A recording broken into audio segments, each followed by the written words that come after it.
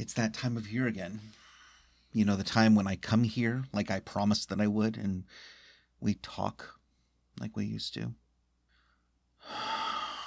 Honestly, I don't know why I keep coming, except that I said I would. And if I'm nothing else, I'm still a person of my word.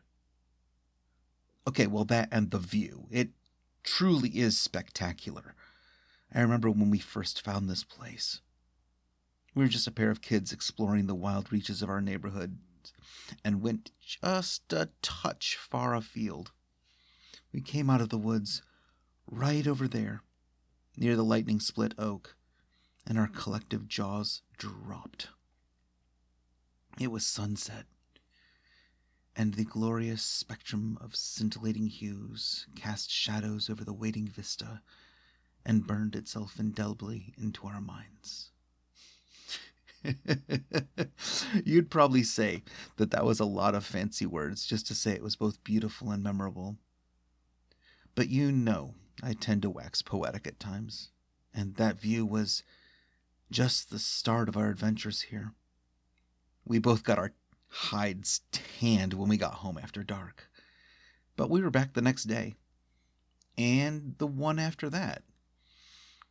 We just were more cognizant of the sun and made sure to be home by supper so that our parents wouldn't curtail our explorations. Carefree days turned into after-school escapes and the occasional weekend camping trip. I remember setting up our tent right beneath the lightning-struck oak, because after all, lightning doesn't strike twice, so it had to be the safest place around. Being woken out of a dead sleep to hear the tree creak as it was hit by a bolt not 20 feet away, and the tingling feeling of the charged air. Honestly, it scared the crap out of me, even though I wore a tough face then and tried to keep you calm. After that, we triple-checked the weather reports to avoid storms. Probability was not our friend.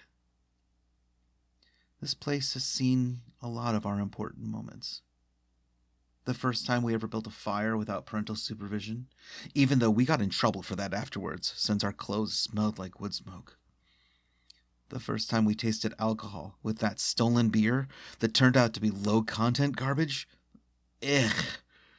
I still get the shivers just remembering how bad that was. Oh, and that spectacularly bad double date that we had out here, where we thought we were such hot stuff because we had a special place. But a few days later, our dates started seeing each other instead of us. Oh, wow. But honestly, that was for the best. Humility is a hard lesson for a teenager, but better that way than a true heartbreak. At least for me. I got to see your heart broken later on. We came here to be away from people that day, and I just sat nearby and let you vent and scream and cry. I didn't say much because what could I say? Instead, I was there if you needed me. That was the day of the blood pact. You had hit the tree in your anger and opened a cut on your hand. You said you wanted us to vow to always be there for each other. I used a branch to cut my own hand to get the blood flowing for the oath. God, looking back, it's a miracle we didn't get a disease of some kind. The whole thing was ridiculously unsanitary. But it was good for your soul. It was good for me as well, I think. We had each other. At least, that was the plan. Until it wasn't. Time and tides pulled us apart. But we always stayed in touch. I was there for you when your dad passed. You were there for my college graduation. I was there when you came back from your first deployment and told me that you had met someone. I didn't tell you then what I can admit now. I loved you. I loved you and I lost you because I chose to play it safe and be your friend instead of risking a lifetime of memories for a potential rejection. I stood beside you as I watched the two of you get married. And when the pair of you went off to your honeymoon and to start your lives together, I got the drunkest that I have ever been. And I let the hangover feed the pain so that I could let you go. But I couldn't. Not really. A lifetime of memories is a hard thing to surrender, even when you're hurting. I stayed in touch, even if it was at a remove. I was by your side when your kids were born, and they became my nieces and nephews. I came around for holidays and called you as our schedules allowed. I focused on my life while I tried to stay the friend that you needed. I remember the call. I was on my way to your place for the holidays already, so my schedule was clear, which was a good thing. I rushed to the ER and waited with your spouse, comforting them while the hours ticked by for you to get out of surgery. There were enough other family members around to take care of the kids, but you wanted me to be there for your special someone since you couldn't be there yourself. Honestly, I don't remember a single word that I said to them, but it must have done the trick since they stopped pacing and waited semi-calmly, though I did think that they were going to break my hand at one point with the way they squeezed it. The doctor came back and told us that you were alive, but that you were terminal, and my heart broke even farther. I didn't dare break down, not when your spouse needed me strong, not when your kids would need me to be strong, and especially not when you needed me to be strong. You know, I never told you, but I was so pissed that you put me through that. You made me be strong when I deserved to be weak like everyone else. I was losing my best friend, my blood sibling, my partner in so many crimes. My lost love that had become more. I was losing a huge part of my life, and you foisted the weight of it all onto my shoulders. And I let you. Because I loved you, even though I didn't tell you that. I hope that a part of you knew anyway. I hope that a part of you loved me too, even if nothing came from it aside from one of the most epic friendships ever. The doctors gave you 3 months. You lived another year, long enough for us to begin to think that the doctors didn't know what they were talking about. But 2 days before Christmas, you proved them right. You must have been feeling it, how close to the end you were, because you had brought up the just-in-case stuff again.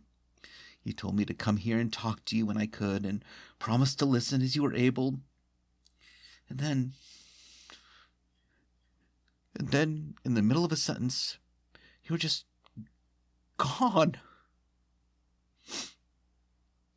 Gone.